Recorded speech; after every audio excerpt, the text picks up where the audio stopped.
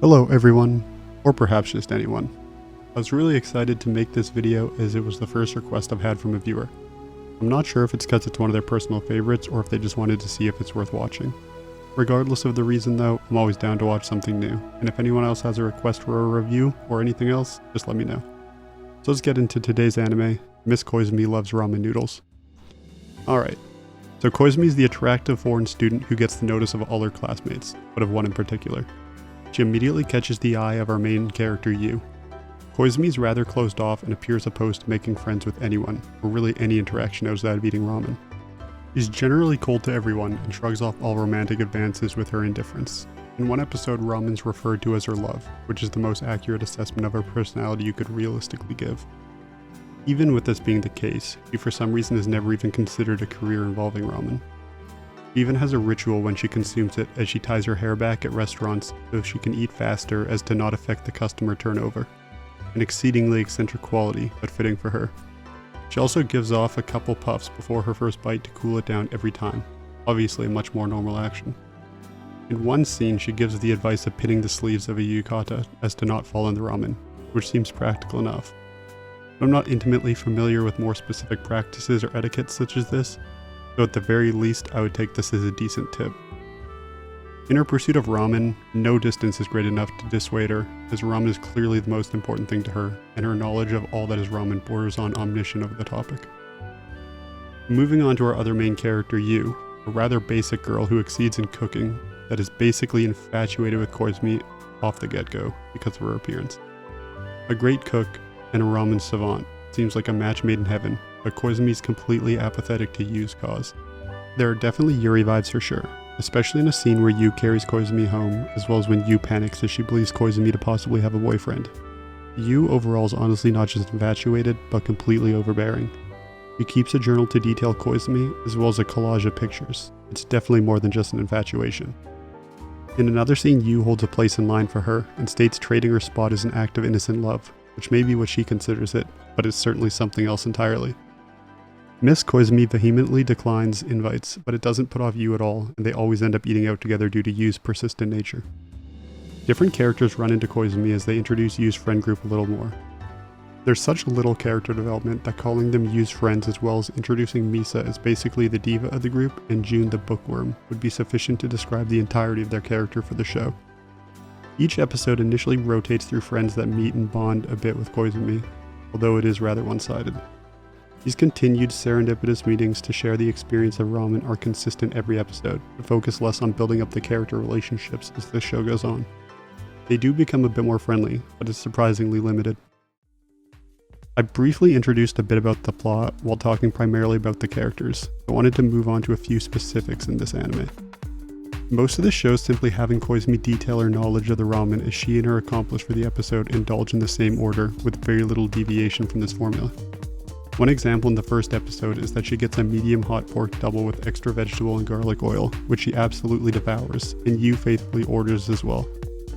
As the episode continues, Koizumi never commits to anything. She always has her own plan involving ramen and carries it out, unless she casually decides to interject herself into a situation involving ramen, which is a lesser trend across the whole show.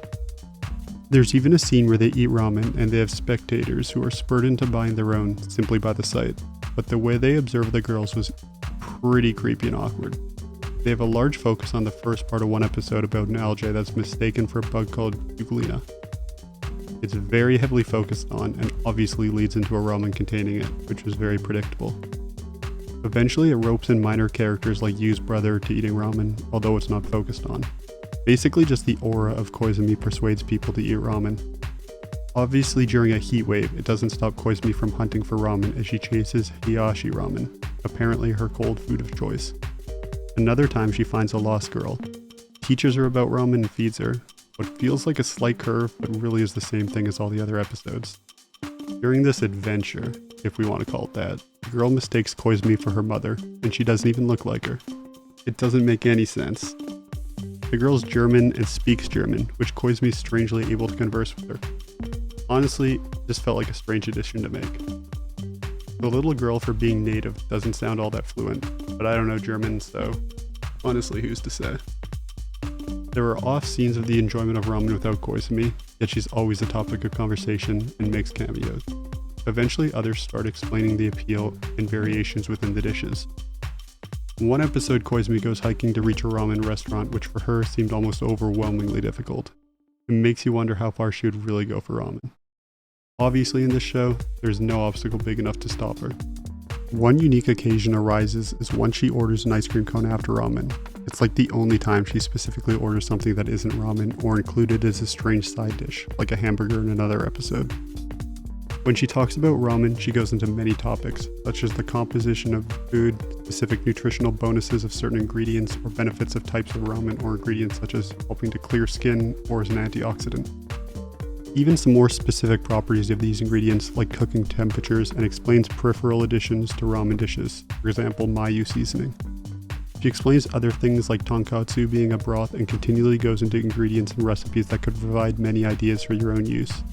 Another topic is all the kinds of ramen, such as frozen, microwavable, or even just toppings and additives. Occasionally she tosses in a little history lesson, such as the origin of a specific bowl. Now I'm going to depart from the main topics of the show and talk a bit about a few of the minor details.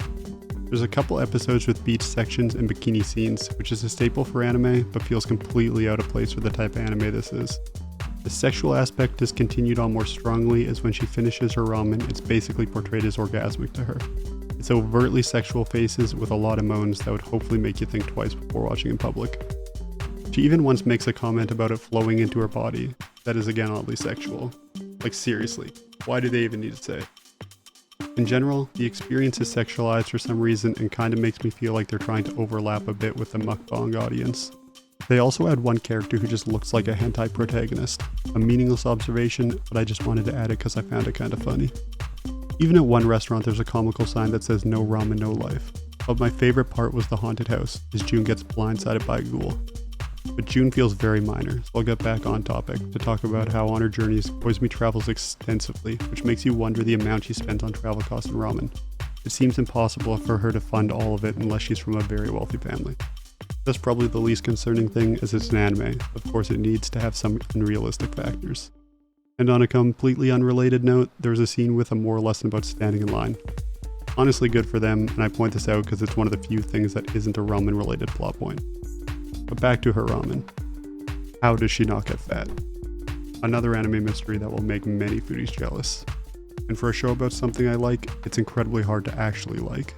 You know what they say about too much of a good thing. Honestly, going through the show, it has very little substance for an anime about food. The characters are bland and never really develop. It lacks any real plot, as well as either sincerely heartfelt or comical moments. The opening and ending aren't memorable, and the episodes just feel very repetitive and predictable. The only real strong points of the show are the actual amount of information put forth about ramen and the animation, which is fine. That really should just be an expectation. Realistically, I can't think of many reasons to watch it. Basically, if you're a ramen fanatic and would like to learn some different things about it and just want to sit back and watch some anime, it would work. But I really couldn't recommend it in any actual capacity. For the viewer who recommended it, I would say it most likely isn't worth watching. Or if it's your all-time favorite, sorry for bashing it, but I'm sure we could find you something much better to watch. So for now, I suppose that's it, and until next time, I'm going Ghost.